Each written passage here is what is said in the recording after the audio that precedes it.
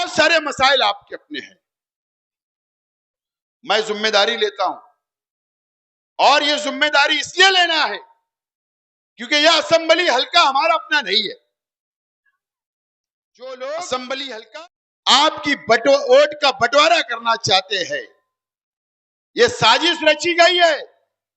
इसको इस वार्ड की आवाम ने समझना, सोचना पड़ेगा। अगर आपके कारपोरेटर नहीं होंगे तो जब एसआईआर का सर्वे होगा तो मुझे बताओ, घरों में बैठी हुई मेरी मां बहनों से मैं पूछना चाहता हूं, आप लोगों से पूछना चाहता हूं कि कारपोरेशन के इलेक्शन के बाद एसआईआर का सर्वे होने वाला है। आप माशाल्लाह पढ़े हुए लोग हैं, आप लोग सोशल मीडिया पर देखते होंगे, यूट्यूब के ऊपर जाकर देखो कि बिहार के अंदर एसआईआर का सर्वे हुआ तो 70 लाख लोगों के नाम काट दिए गए। 70 लाख लोगों के नाम।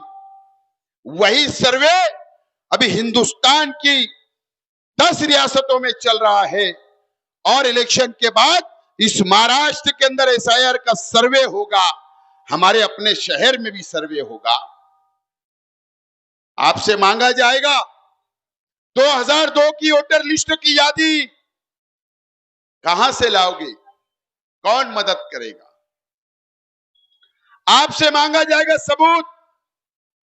जब सर्वे करने वाले आपके मकान तक, आपके घरों तक आएंगे तो आपसे सबूत मांगा जाएगा 2002 की वोटर लिस्ट की यादी लाओ। आपसे सबूत मांगा जाएगा कि अभी की यादी लाओ। आपसे सबूत मांगा जाएगा कि आपके बच्चे के जन्म दाखिले लाओ। आपसे सबूत मांगा जाएगा आपके स्कूल का सर्टिफिकेट लाओ। आपसे सबूत मांगा जाएगा आधार कार्ड लाओ। आपसे सबूत मांगा जाएगा राशन कार्ड लाओ। आपसे सबूत मांगा जाएगा बैंक का पासबुक लाओ। आपसे सबूत मांगा जाएगा पैन कार्ड लाओ। ये तमाम ही सबूत आपको वो सर्वे वालों को बताना होगी। वो मेरा भी सर्वे होगा, आपका भी सर्वे होगा। वो भी नाम सेम होना चाहिए, एक जैसा नाम होना चाहिए हर पेपर के ऊपर। आपने देखा कि एसआईटी बनी, पुलिस इंक्वायरी हुई, 3400 लोगों के दाखिले रद्द कर दिए गए। जन्म दाखिले रद्द कर दिए गए। सिर्फ नाम में हेरा फेरी थी, बस इतना ही कसूर है उनका। हमको बांग्लादेशी बोला गया, हमको पाकिस्तानी बोला गया, हमको रोहिंग्या बोला गया। आज भी जेल के अंदर रहे, आज भी 3 माह बहनें जेल से छूट के आई। अकील अंसारी साहब के भांजे की बीवी आज भी जेल में है, सिर्फ नाम में हेरा फेरी थी। मुझे बताओ, अगर एसआईआर के वक्त आपको समझेगा नहीं, आपसे सबूत मांगा जाएगा, आप दे दोगे, इंक्वायरी होगी, नाम काट दिए जाएंगे, आप पे पुलिस केस हो जाएगी, एनआरसी लागू हो जाएगा, कौन मदद करेगा? ये सवाल इस वार्ड नंबर 2 की आवाम के सामने होगा। आपकी मदद कौन करेगा? आपकी मदद करने कौन आएगा? ये बात आपको समझना है। सर्वे कौन करेगा? कारपोरेशन के टीचर। सर्वे कौन करेंगे? गवर्नमेंट के ऑफिसर। अगर कारपोरेशन पे इख्तियार फिरका परस्तों का हो गया, फिरका परस्त पार्टियों का हो गया, तो वहां बैठकर मुसलमानों को निशाना बनाया जाएगा, दलित भाइयों को निशाना बनाया जाएगा। आपका सर्वे मुकम्मल नहीं करने दिया जाएगा, आपके सबूत मिटाए जाएंगे, वो यादी से नाम काट दिया जाएगा, आपको फिर पाकिस्तानी बोला जाएगा, आपको फिर बांग्लादेशी बोला जाएगा, फिर आपको जेलों में भर दिया जाएगा। कौन आपकी मदद करने आएगा? याद रखना मेरी बात। मैं आज वोट तो मांगने आया हूं, लेकिन आज आपको मैं बेदार करने भी आया हूं। आज मैं आपको बेदार करने भी आया हूं कि बेदार हो जाओ मुसलमानों। इस वार्ड की आवाम शहर की आवाम ने बेदार रहने की जरूरत है। अगर हम बेदार नहीं हुए तो हमको ये काला कानून का सामना करना पड़ेगा, काला कानून का सामना करना पड़ेगा। ये बात को याद रखें। आज मैं जिम्मेदारी लेने के लिए आया हूं, इन चारों लोगों की जिम्मेदारी लेने के लिए आया हूं। आप इन लोगों को चुन कर दो, हमारा कारपोरेशन पे मेयर बनाओ। हम आपके वार्ड में, आपकी गली में, आपके मोहल्ले में जब एसआईआर का सर्वे होगा तो आपके पेपर दुरुस्त करने के लिए आपकी मदद करेंगे, आपका सर्वे कराने के लिए आपकी मदद करेंगे। हर तरीके की मदद करने के लिए हम लोग खड़े रहेंगे, आपके साना बसाना खड़े रहेंगे। ये अपील करने के लिए आया हूं, ये जिम्मेदारी लेने के लिए मैं आया हूं। दोस्तों और साथियों, ये रमजानपुरा इलाका, चाहे वार्ड नंबर 2 या 3 हो, आपको बहुत समझदारी का फैसला करना होगा। बाजू में 3 नंबर है, ये 2 नंबर वार्ड है।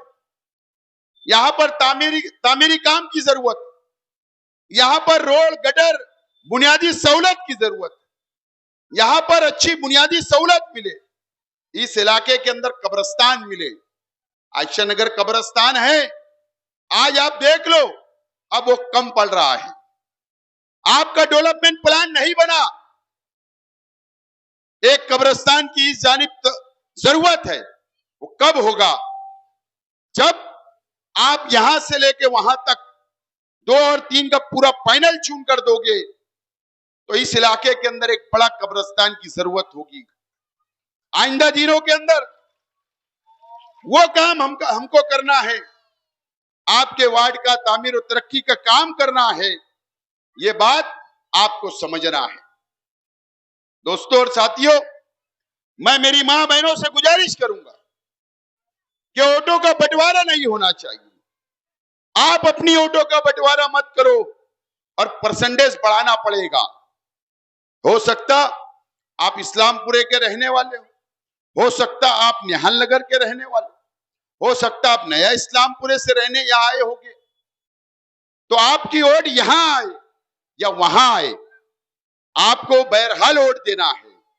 अगर मालूम पड़ा कि उधर का परसेंटेज बढ़ गया, वो लोग 80% पहुंच गए और तुम 60 पे रहोगे, तो काम चलने वाला नहीं है। ये लड़ाई हरा वर्सेस भगवा के बीच में हो रही है। याद रखना मेरी बात। इस्लाम पार्टी और शिवसेना के बीच में लड़ाई है। आपको वोट का परसेंटेज बढ़ाना पड़ेगा, आपको बेदार रहना पड़ेगा, आपको अपने घर के लोगों को निकाल कर ले जाकर पोलिंग बूथ पर वोट करवाना पड़ेगी।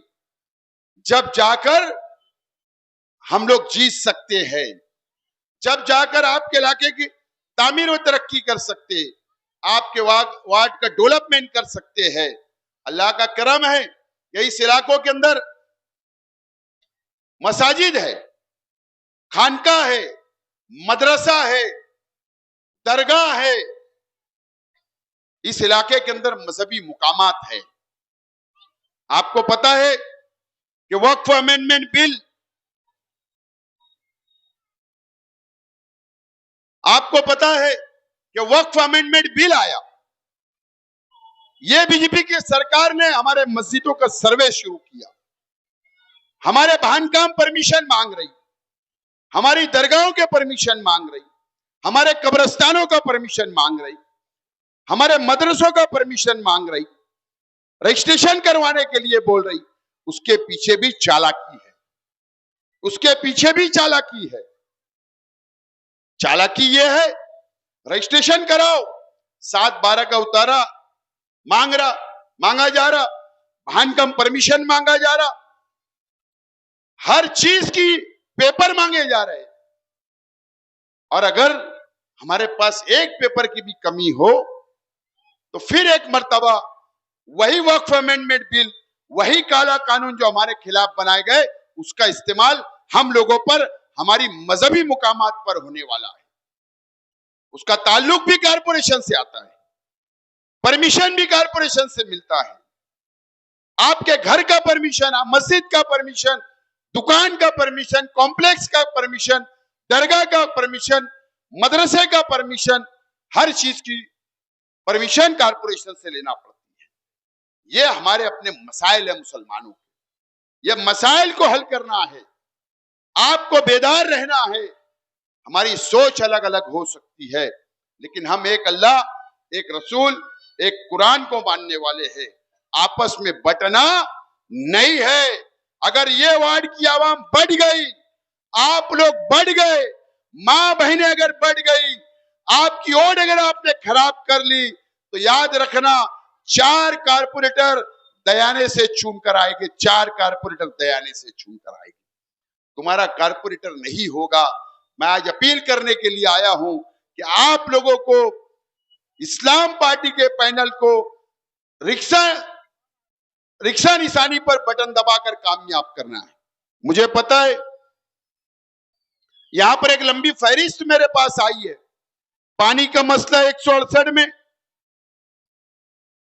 पानी का मसला, पानी की नई पाइपलाइन, यहां पर सड़क, गटर, बहुत सारे मसाइल आपके अपने हैं। मैं जिम्मेदारी लेता हूं और ये जिम्मेदारी इसलिए लेना है क्योंकि यह असेंबली हल्का हमारा अपना नहीं है। असेंबली हल्का हमारा अपना नहीं है।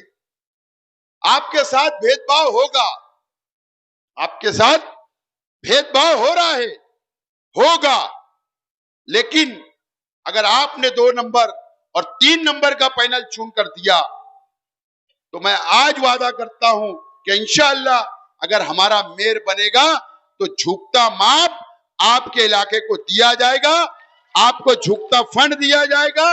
आपके इलाके के अंदर हर मसाइल को हल करने की हम लोग कोशिश करेंगे। यही अपील करने के लिए मैं आया था।